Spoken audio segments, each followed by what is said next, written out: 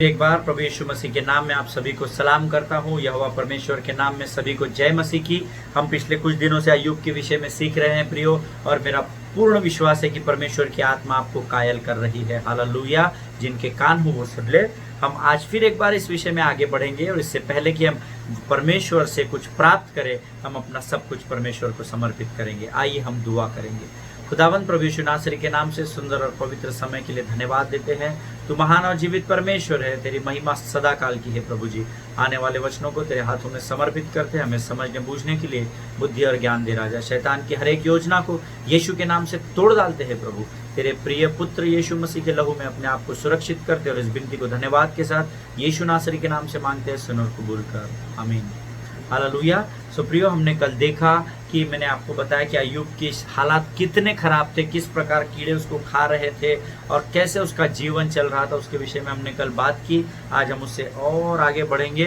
प्रियो, वचन कहता है जब शरीर में अय्यूब को ये सारी तकलीफें हो रही थी, तब शैतान उसको गलत विचारों के द्वारा कमजोर कर रहा था। Hallelujah. And he was into complete hopelessness. वो पूर्ण आशा रहित हो चुका था, ऐसा शास्त्र बताता है। और जो लोग उसे बाहर से देख रहे थे, उसकी पत्नी, उसके दोस्त और बाकी आस पड़ोस वाले, उन्होंने ये मान लिया था कि इसने बहुत बड़ा पाप किया है, इसलिए इसके जीवन में ऐसा हुआ है और ये जल्दी ही मरने वाला है। जो उसके हालात दिख रहे थे, उस हालात से कोई भी आम आदमी ये सोच सकता था कि ये जल्द से जल्द मर जाएगा। प्रियो, आपके जीवन में भी कई बार ऐसा होगा। जब आपके जीवन में ऐसी विकट परिस्थिति आएगी तो लोग ये सोचेंगे आपने बहुत बड़ा पाप किया है, और लोग आपको पूछने या क्षमा करने के बजाय आपका न्याय करना आरंभ कर देंगे। परंतु आज मैं आपको प्रभु यीशु मसीह की उपस्थिति में बताना चाहता हूँ, जो मेरा उद्धार करता परमेश्वर है, ऐसे लोगों की बातों के और अपने कानों को कभी नहीं देना। हालेलुया। आपके कान कोई डस्टबिन नहीं है जिसमें कोई भी आकर गार्बेज डाल दे ना, कोई भी आकर कूड़ादान नहीं है कि कोई आकर गंदगी डाल दे। आमीन। सो ये बातें अगर लोग आपके विषय में करते हैं कि देखो उसके जीवन में ऐसे हालात हो गए, जरूर इसने बहुत पाप किया है, जरूर इसके जीवन में बहुत सारी छुपी हुई घटनाएं हैं, जरूर ये अपने घर वालों से धोखा कर रहा है, अपने कलीसिया पासबान से। आपको ध्यान देने की जरूरत नहीं है। हालेलुया। क्योंकि परमेश्वर जानता है कि आप क्या कर रहे हैं। हालेलुया। यहाँ भी अय्यूब के विषय में न जाने लोग क्या क्या कह रहे होंगे, परंतु वचन कहता है अय्यूब ऐसी परिस्थिति में भी केवल परमेश्वर का धन्यवाद दे रहा था। हालेलुया।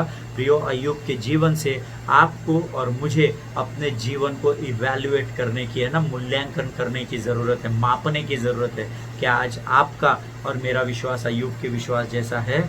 हालेलुया। और नहीं है तो हमको उस विश्वास के स्तर तक पहुंचना ज़रूरी है, क्योंकि अय्यूब के जीवन में जो परिस्थिति आई वो आपके और मेरे जीवन में आ सकती है, आई होगी, आके चली गई होगी, परंतु खातरी से आगे भी आएगी। इसलिए आइए हम मिलकर अपने विश्वास को अय्यूब के नाई करें। आमीन। ताकि हर परिस्थिति में, चाहे संसार हमें त्याग दे, हमारे परिवार हमको त्याग दे, हमारे कलीसिया, हमारे पासबान हमको त्याग दे, हमें संसार का हर एक व्यक्ति त्याग दे, परंतु निरंतर स्मरण रखिए कि यहोवा ने आपके दाहिने हाथ को और आपके बाएं हाथ को थाम कर रखा है। हालेलुया। वो ना तो कभी आपको छोड़ेगा प्रियो, ना तो कभी आपको त्यागेगा। आमीन। प्रियो, आज मैं चाहता हूँ, जो बातें मैंने कल आपको बताई है कि उसको कीड़े खाते थे। अभी आप में से बहुत सारे लोग सोचते होंगे क्या ब्रदर फेंक रहे, ऐसा थोड़ी होता है, कीड़े थोड़ी खाते हैं। तो मैं चाहता हूँ कि आज के अध्ययन का आरंभ हम अय्यूब की पुस्तक, उसका 7वां अध्याय, उसके 4 से 11 वचनों से तक करेंगे। और मैं चाहता हूँ आप भी पवित्र शास्त्र खोलिए और मेरे साथ इन वचनों को समझ कर पढ़िए। आमीन। The book of job chapter 7 versus 4 to 11। जब मैं लेट जाता तब कहता हूँ मैं कब उठूंगा, पर रात लंबी होती जाती है और मैं पौ फटने तक छटपटाते छटपटाते उगता जाता हूँ। मेरी देह कीड़ों और मिट्टी से ढकी हुई है, मेरा चमड़ा सिमट जाता और फिर गल जाता है। मेरे दिन जुलाहे की ढरकी से अधिक फुर्ती से चलने वाले हैं और निराशा में बीते जाते हैं। याद कर कि मेरा जीवन वायु ही है और मैं अपनी आंखों से कल्याण फिर न देखूंगा। जो मुझे अब देखता है उसे मैं फिर दिखाई न दूंगा। तेरी आंखें मेरी ओर होंगी, परंतु मैं न मिलूंगा। जैसे बादल छटकर लोप हो जाता है, वैसे अधलोक में उतरने वाला फिर वहां से नहीं लौट सकता। वह अपने घर को फिर लौट न आएगा और न अपने स्थान में फिर मिलेगा। इसलिए मैं अपना मुंह बंद न रखूंगा, अपने मन का खेद खोल कर कहूंगा और अपने जीव की कड़वाहट के कारण कुड़कुड़ाता रहूंगा। परमेश्वर इन पढ़े हुए वचनों पर आशीष दे। आप जब इसका मनन करेंगे प्रियो, बड़े आराम के साथ इन वचनों को पढ़ेगा। अय्यूब की पुस्तक उसका 7वां अध्याय उसके 4 से 11 वचन, ये एक एक वचन का एक एक सरमन है, परंतु हमारे पास उतना समय नहीं है, नहीं तो और बहुत गहराई में हम जा सकते हैं प्रियो में, परंतु वो हमारा विषय नहीं है। मैं केवल आपको ये वचन इसलिए पढ़ने लगाया ताकि आप जान सके, खासकर आप 5वां वचन फिर एक बार मैं पढ़ूंगा। मेरी देह, ऐसा अय्यूब कह रहा है कि अय्यूब की देह कीड़ों और मिट्टी से ढकी हुई है, मेरा चमड़ा मतलब अय्यूब का चमड़ा सिमट जाता और फिर गल जाता है। हालेलुया। प्रियो, विश्वास कीजिए और सिर्फ सोचिए, सोच कर देखिए, आंख बंद कर कितना भयंकर परिस्थिति में अय्यूब होगा, है ना। हमको सोचकर रोंगटे खड़े हो जाते हैं, वो तो उस चीज को भुगत रहा था, आमीन। परंतु परमेश्वर का धन्यवाद हो ऐसे सेवकों के लिए जो इस मरी हुई निराशा में भी परमेश्वर का धन्यवाद कर रहा था। हालेलुया। आज मुझे और आपको अपने आप को मापने की जरूरत है प्रियो, आमीन। आइए फिर एक बार हम अय्यूब की पुस्तक उसका पहला अध्याय उसके 9 और 10 वचन में जाएंगे और हम आगे के अध्ययन में सीखने का परमेश्वर से प्रयत्न करेंगे। अय्यूब की पुस्तक उसका the book of job chapter 1 versus 9 and 10।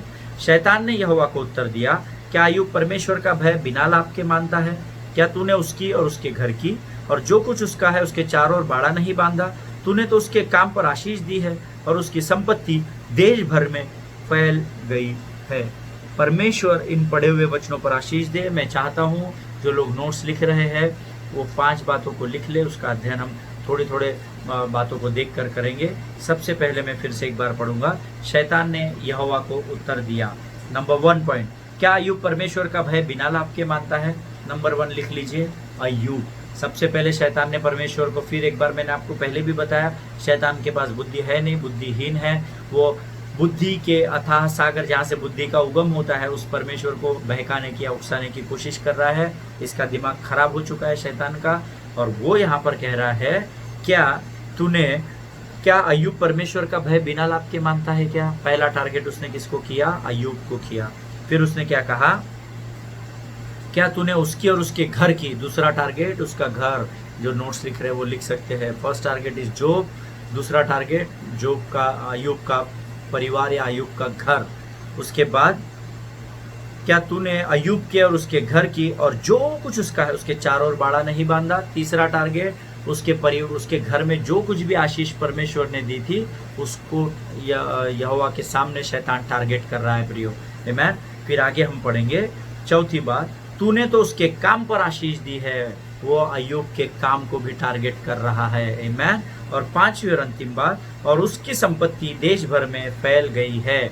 उसकी संपत्ति के ऊपर भी शैतान अय्यूब की संपत्ति को भी टारगेट कर रहा है, आमीन। Total 5 things I told you to write down. First, पहला मैंने आपको बताया, उसने अय्यूब को टारगेट किया, उसने अय्यूब के घर को टारगेट किया, उसने अय्यूब के घर परिवार में जो भी आशीषें प्रभु यीशु मसीह ने दी है उसको टारगेट किया। चौथा, उसने उसके कार्य को, काम को टारगेट किया, और 5वां उसकी संपत्ति को टारगेट किया। आज यही 5 चीजें हैं प्रियो जिसमें शैतान आपको टारगेट कर रहा है। हालेलुया। हम आज धीरे धीरे देखेंगे इन 5 बातों का। मैं आपके सामने थोड़ा सा एक्सप्लेनेशन देना चाहता हूँ। नंबर 1 आप लिख लीजिए, अय्यूब, है ना। सबसे पहले उसने किसको टारगेट किया? क्या प्रभु अय्यूब बिना लाभ के, क्या लिखा है, क्या अय्यूब परमेश्वर का भय बिना लाभ के मानता है? क्या प्रभु परमेश्वर, आप मुझे बताइए, अय्यूब क्या बिना लाभ के आपकी आराधना स्तुति करता है क्या? कितने लोग हैं आज जो बिना लाभ के परमेश्वर की आराधना और स्तुति करते हैं? जिनके कान हो वो सुन ले कि आत्मा कलीसिया से क्या कहना चाहता है। हालेलुया। मेरा ऐसा विश्वास है हम सब, including me, including every believer, कुछ न कुछ हम परमेश्वर से प्राप्त करने के लिए ही परमेश्वर की आराधना करते हैं, आमीन। प्रियो, ये 5 ही बातों के ऊपर एक बहुत बड़ा सरमन रेडी है, परंतु हमारा विषय नहीं है, इसलिए मैं, प्रभु ने जस्ट मुझे स्मरण दिलाया, इसलिए मैं आपको बताना चाहता हूँ कि बिना लाभ के आप परमेश्वर की आराधना और स्तुति करना सीखिए। उससे प्रार्थना दूसरों के लिए कीजिए, आमीन। तब परमेश्वर आपकी प्रार्थनाओं का उत्तर देगा। हालेलुया। जिनके कान हो वो सुन ले। सो फर्स्ट पॉइंट हम लिखेंगे अय्यूब। शैतान, एक बात याद रखिए प्रियो, यहाँ अय्यूब की जगह आप आपका नाम भी लिख सकते हैं। मेरे डायरी में मैंने मेरा नाम लिखा है और मैंने नोट्स लिखते वक्त ये लिखा है कि शैतान मेरे जीवन से बहुत द्वेष करता है, घृणा करता है, मुझसे बहुत गुस्सा करता है वो, है ना, बहुत हेट्रेड करता है, या बिटरनेस है, उसके कड़वाहट है मेरे प्रति, उसके हृदय में, किसके, लूसी के हृदय में, उसका कारण ये है क्योंकि उसको पता है कि आप परमेश्वर की महिमा करते हैं। हालेलुया। जो कार्य पहले लूसीफर स्वयं करता था, वो कार्य करने का अधिकार उससे छीन कर परमेश्वर ने आपको और मुझे दिया है प्रियो। हालेलुया। इसलिए वो क्या करता है, आपसे और मुझसे बहुत घृणा करता है, बहुत द्वेष करता है हमारा। आमीन। दूसरा, वो आपके घर परिवार से भी द्वेष करता है। सचेत रहिए, जिनके कान हो वो सुन ले। आमीन। अपने बाल बच्चों को सही मायने में अध्ययन कराइए, उनको वचन सिखाइए, उनको वचन बताइए। परमेश्वर के बच्चों के ऊपर शैतान ने हाथ नहीं डालना चाहिए। हालेलुया। उन्हें वचन में बढ़ाइए प्रियो। अपने परिवार के हर एक व्यक्ति को वचन में बढ़ाइए, ताकि वो भी आपके जैसा स्वर्ग का अधिकारी हो सके। हालेलुया। प्रियो, वो आपके घर परिवार पर इसलिए अटैक करने की कोशिश करता है क्योंकि आप भी परमेश्वर पर विश्वास करते हो, बट नेचुरल आपका परिवार भी प्रभु पर विश्वास करेगा। आप अपने परिवार के सिर है, तो वो सिर से भी नफरत करता है। क्यों? क्योंकि सिर में होता है मन, और आपका दिमाग, जो अपने मन के अंदर जो दिमाग होता है, जो माइंड होता है, माइंड ही पूरे बॉडी को कमांड करता है, हाथ को उठने के लिए, पाँव को चलने के लिए, मुंह को बोलने के लिए, आंखों को देखने के लिए, नाक को सूंघने के लिए, है ना। सारी बातों को कौन कंट्रोल करता है? सिर कंट्रोल करता है। इसलिए वो सिर से भी घृणा करता है, और वो आपसे भी, आपके परिवार से भी घृणा करता है, यानी वो मुखिया से भी घृणा करता है और उसके परिवार के सभी लोगों से घृणा करता है। हालेलुया। उसी प्रकार आत्मिक संसार में वो सिर से भी घृणा करता है, और वो यानी वो मसीह से भी घृणा करता है, और मसीह की देह से भी घृणा करता है। हालेलुया।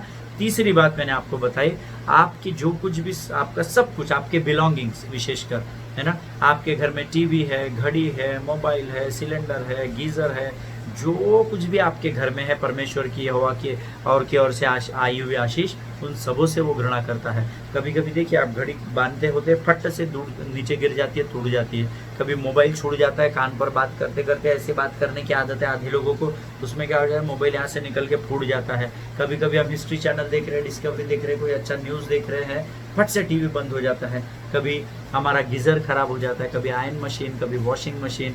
मैंने आपको पहले बताया था प्रियो कि जो कुछ भी हमारे साथ यहाँ पृथ्वी पर होता है, इसकी शुरुआत उस आत्मिक संसार में होती है। आमीन। इसलिए जो कुछ भी प्रभु ने आपको आशीष के रूप में दिया है, उन सबों से यहोवा परमेश्वर के उन सभी दी हुई आशीषों से शैतान घृणा करता है। हालेलुया। फिर नंबर 4 मैंने आपको बताया, वो आपके काम से घृणा करता है। It may be your job और it may be your business. वो आपका कार्यस्थान हो सकता है, या आपका बिजनेस हो सकता है, आपका धंधा हो सकता है। वो उससे बहुत घृणा करता है, क्योंकि उस आशीष को जो प्रभु ने आपको एक नौकरी के रूप में, एक बिजनेस के रूप में दी है, आप उसमें धन बटोरते हैं, अपना दशमांश, अपनी उठाने की भेंटें बराबर से प्रभु के भंडार में डालते हैं, तो उससे क्या होता है, शैतान को बड़ा गुस्सा आता है, बहुत गुस्सा करता है वो आपसे और मुझसे। इसीलिए वो आपके और मेरे कामों पर गुस्सा करता है। आमीन। 5वीं और अंतिम बात मैंने आपको बताया था, वो आपकी संपत्ति से, आपकी जमीन जायदाद, आपके फ्लॉक्स हो सकते हैं, यानी आपकी भेड़ बकरियां हो सकती है, आपके ऊंट हो सकते हैं, आपके गधे हैं, आपके बैल, आपकी जमीन जायदाद, यानी आपकी पूरी चल अचल संपत्ति, जो कुछ भी आपका परमेश्वर की ओर से पाई हुई आशीष के रूप में है, उन सबों से वो घृणा करता है प्रियो। इसीलिए इन 5 चीज़ों में हमको बहुत संभाल कर रहना है। और अगर आप चाहते हैं कि इन 5 चीज़ों से आप बचे हुए रहे, इन 5 चीज़ों पर आपके शैतान अटैक ना करे, तो बहुत साधारण चीज़ आपको करनी है। आपको निरंतर परमेश्वर की प्रार्थना और आराधना करनी है। हालेलुया। मैंने आपको बताया था प्रियो कि जब आप प्रार्थना और आराधना करते हैं, आप पृथ्वी पर प्रार्थना आराधना कर रहे हैं, आपके चारों ओर परमेश्वर के पुत्र के लहू का बाड़ा है। और इसी समय जब आप यहाँ प्रार्थना आराधना कर रहे हैं, आप भजन संहिता 91 में परम प्रधान के छाये में ठिकाने में बैठे हुए हैं। हालेलुया। और शैतान आता है दूसरे आकाश से, आपको ढूंढता है, मुझे ढूंढता है, उसे कुछ दिखता नहीं है, केवल यीशु मसीह का लहू दिखता है, वो चला जाता है। हालेलुया। ये बात मैंने आपको पहले भी बताई थी, फिर एक बार मुझे आज प्रभु ने स्मरण कराया। मेरा काम है आपको इस बात को बताना। जब आप आत्मा और सच्चाई से प्रार्थना और आराधना करते हैं, तो आप परम प्रधान के छाये के ठिकाने में पाए जाते हैं। हालेलुया। जिनके कान हो वो सुन ले कि आत्मा कलीसिया से क्या कहना चाहता है। आमीन। आइए प्रियो, हम वचनों में, तो मैंने आपको इन 5 चीजों के बारे में बताया। इसमें आपको अगर नहीं फंसना है तो प्रार्थना और आराधना में बने रहिए। अय्यूब की पुस्तक उसका पहला अध्याय उसके 11 और 12 वचन हम पढ़ेंगे। वचन कहता है, परंतु अब अपना हाथ बढ़ाकर जो कुछ अय्यूब का है उसे छू, तब वह तेरे मुंह पर तेरी निंदा करेगा। यहोवा ने शैतान से कहा, सुन, जो कुछ उसका है वह सब तेरे हाथ में है, केवल उसके शरीर पर हाथ न लगाना। तब शैतान यहोवा के सामने से चला गया। हालेलुया। प्रियो, अभी मैं चाहता हूँ कि हमने ये 11 और 12 वचन जो पढ़ा है, इसके लिए मैं आपको एक वचन की ओर लेकर जाना चाहता हूँ। इस समय मैं चाहता हूँ आप सबोपदेशक की पुस्तक उसका 10वां अध्याय उसका 8वां वचन हम कोई जोर से पढ़े। मैं ही पढ़ूंगा आपके लिए, आप भी वचन पढ़ेंगे। The book of Ecclesiastes chapter 10 verse 8। I will read it for you. वचन कहता है, जो गड्ढा खोदे वह उसमें गिरेगा, और जो बाड़ा तोड़े उसको सर्प डसेगा। परमेश्वर इन पढ़े हुए वचनों पर आशीष दे। परमेश्वर ने बहुत ही सुंदर रीति से ये वचन उस अध्याय के साथ जोड़कर एक प्रमाण दिया है। प्रियो, हमको वचन यहाँ कहता है, जो बाड़ा तोड़े उसे सर्प डसेगा। That means the word of God says, जो उस टेरिटरी को तोड़ेगा जो परमेश्वर ने आपके और मेरे लिए बनाई है, तो आप जैसे ही उस बाड़े से बाहर जाएंगे, सर्प आकर आपको डस लेगा। जिनके कान हो वो सुन ले। परमेश्वर ने आपके और मेरे लिए एक सुरक्षा का बाड़ा तैयार किया है। हमने अय्यूब की पुस्तक के पिछले वचनों में देखा था, मैंने आपको एग्जाम्पल भी दिया था कि उस बाड़े में पवित्र आत्मा निरंतर हमारी रक्षा रखवाली कर रहा है, और प्रभु ने हमको उस बाड़े में बने रहने के लिए कहा है। हालेलुया। अभी हमें आदम के जैसे आज्ञा का उल्लंघन नहीं करना है। हालेलुया। वचन यहाँ कहता है, प्रियो, यहाँ पर जो वचन लिखा है ना, जो बाड़ा तोड़े उसे सर्प डसेगा। ठीक है, तो बाड़ा यानी टेरिटरी, जो क्षेत्र प्रभु ने आपको दिया है उसी क्षेत्र में आपको बने रहना है। और सर्प अर्थात यहाँ पे शैतान के रूप में सर्प को दर्शाया गया है। इसका अर्थ है, खातिर से अय्यूब ने ऐसा जरूर कुछ ना कुछ किया है जिसके द्वारा उस वो टेरिटरी से बाहर आ गया, या उसने द्वार को खोल दिया कि शैतान आ जाए। हालेलुया। या सर्प उसे डस ले। आमेन। और प्रियो, अब हम सबोपदेशक की किताब उसका 10वां अध्याय उसका 20वां वचन में पढ़ना चाहता हूँ। सबोपदेशक की पुस्तक उसका 10वां अध्याय उसका 20वां वचन। वचन कहता है, राजा को मन में भी शाप न देना, न धनवान को अपने शयन की कोठरी में शाप देना, क्योंकि कोई आकाश का पक्षी तेरी वाणी को ले जाएगा, और कोई उड़ने वाला जंतु उस बात को प्रकट कर देगा। परमेश्वर इन पढ़े हुए वचनों पर आशीष दे। सबोपदेशक की किताब मैंने इतने बार पढ़ी कि मेरे को कुछ भी नहीं समझा। मैंने इतने बार इसको पढ़ के समझने का, अध्ययन करने का प्रयत्न किया, परंतु हर बार ये मेरे सर के ऊपर से चला गया। एक्लेसियास्टिक, द बुक ऑफ एक्लेसियास्टिक। पर जब मैं अय्यूब का अध्ययन कर रहा था, और जब अय्यूब के अध्ययन से सबोपदेशक का प्रमाण प्रभु की आत्मा मुझे दे रही थी, मुझे बड़ा सरल लगा सबोपदेशक की किताब का अध्ययन करना। प्रियो, मैं यहाँ पर प्रियो, हमने जो वचन पढ़ा अय्यूब की पुस्तक सबोपदेशक की किताब इसका 10वां अध्याय इसका 20वां वचन जो हमने पढ़ा, यह हम पर बहुत सारी भेद की बातों को प्रकट करता है। आमेन। अगर हम अय्यूब की पुस्तक उसका पहला अध्याय उसका 12वां वचन जो हमने अभी पढ़ा वह देखे, तो शैतान से प्रभु ने कहा कि उसका सब कुछ तेरे हाथ में है, केवल उसके शरीर को हाथ न लगाना। हालेलुया। यहाँ पर हमने पढ़ा, यहोवा ने शैतान से कहा, सुन, जो कुछ उसका है वह सब तेरे हाथ में है, केवल उसके शरीर पर हाथ न लगाना। हालेलुया। जिनके कान हो वो सुन ले। प्रियो, हम यहाँ देखेंगे कि आपका सब कुछ परमेश्वर ने शैतान को क्यों दिया है, और मैं चाहता हूँ कि आप ध्यान देकर इस बात को सुने कि क्यों सारा अधिकार शैतान के हाथ में है ना। कई लोगों को ये बातें समझ में नहीं आती, वो कुछ भी बड़बड़ाते प्रभु के विरोध में। अरे परमेश्वर की इच्छा है हम और नहीं जीना चाहिए। अरे प्रभु चाहता मैं भिखारी ही रहूं। अरे प्रभु चाहता मेरा जीवन कर्जे में रहे। नहीं, परमेश्वर की इच्छा नहीं है ब्रदर। हमने बहुत साल से प्रार्थना किए है, 10 साल हो गए हमारे रेडी पैरालिसिस में है, अब इनका कुछ नहीं होता। हम खुद ही आशा छोड़ देते हैं। परंतु वचन कहता है, अब्राहम ने निराशा में भी आशा रख कर विश्वास किया। हालेलुया। प्रियो, आज हमको उस विश्वास को कैरी करने की जरूरत है। जो विश्वास अय्यूब और अब्राहम और इजाक और याकूब लेकर चल रहे थे, उस विश्वास को आज आपको और मुझे लेकर चलना है। हालेलुया। हम ध्यान आज देंगे कि क्यों सब कुछ परमेश्वर ने शैतान को दे दिया है। फिर एक बार हम पढ़ेंगे। यहाँ पर हमने पढ़ा, क्योंकि हम अभी पढ़ रहे हैं सबोपदेशक की किताब, उसका 10वां अध्याय, उसका 20वां वचन, उसका दूसरा भाग हम पढ़ रहे हैं। क्योंकि कोई आकाश का पक्षी तेरी वाणी को ले जाएगा और कोई उड़ने वाला जंतु उस बात को प्रकट कर देगा। हालेलुया। प्रियो, यहाँ पर दो बातों को आप अंडरलाइन कीजिए, एक आकाश का पक्षी और दूसरा उड़ने वाला जंतु। फिर एक बार मैं रिपीट करूंगा, आप दो बातों को अंडरलाइन कीजिए, एक आकाश का पक्षी और दूसरा उड़ने वाला जंतु। ये दोनों अलग अलग है। अभी हम इस पर ध्यान देंगे कि वचन हमको क्या बता रहा है। प्रियो, यहाँ पर लिखता है, आकाश का पक्षी आपकी बातों को क्या करेगा?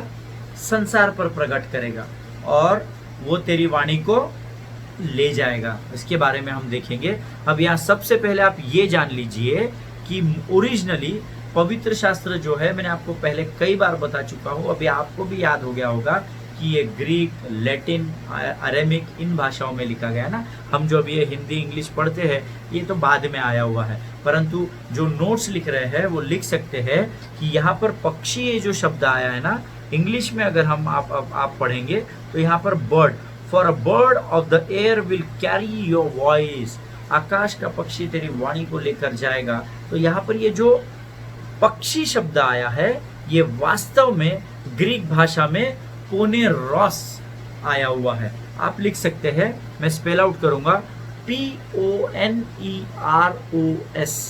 पोनेरोस, P-O-N-E-R-O-S। ग्रीक भाषा में ये वचन जो है, यहाँ पर पोनेरोस आया हुआ है। यहाँ पे पक्षी नहीं आया हुआ है, यहाँ बर्ड नहीं लिखा हुआ है, यहाँ पे लिखा हुआ है पोनेरोस। अब पोनेरोस का अर्थ होता है द इविल वन, बुरा करने वाला। ठीक है, आप लिख सकते हैं, the meaning of poneros in Greek is the evil one, EVIL, evil one. और विकेड है ना, विकेड लिख सकते हैं, द इविल वन, और विकेड लिख सकते हैं उसको, बुरा करने वाला। आमीन। अब पोनेरोस का अर्थ जो है वो बुरा करने वाला है। इसका मतलब ये जो पक्षी यहाँ पर लिखा गया है, या ये जो बर्ड यहाँ पर लिखा गया है प्रियो, उसका असली ग्रीक भाषांतर होता है शैतान और उसकी सेनाएं, अर्थात लूसीफर और उसकी लोमड़ियां जो दाग की बारी को बिगाड़ने का कार्य करती है। हालेलुया। जिनके कान हो वो इस भेद की बातों को सुन ले और समझ ले। हालेलुया। पर प्रियो, अब यहाँ एक बड़ा प्रश्न आता है, क्योंकि मुझे भी आया था तो आपको भी जरूर आएगा।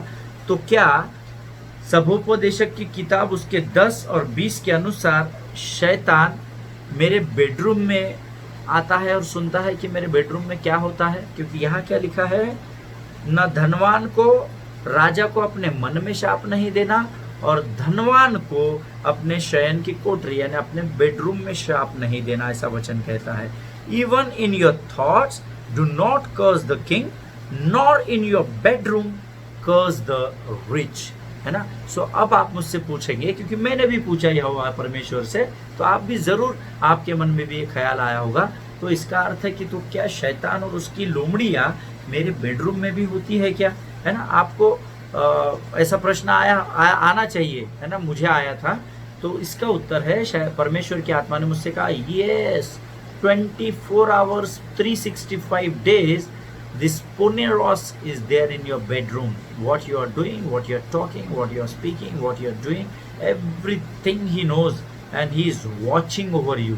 फिर बहुत सारे लोगों ने पूछा, तो फिर हम तो सुरक्षा के बाड़े में होते हैं, हम तो रात को सोते हुए बोलते हैं कि प्रभु हमारे परिवार के चारों ओर, हम हमारे घर के छत को, दरवाजों को, खिड़कियों को यीशु के लहू में सुरक्षित करते हैं। यस, प्रेज द लॉर्ड, मैं भी करता हूँ, परंतु वचन यहाँ का कह रहा है, ध्यान दीजिए, अपने मन में भी शाप न देना।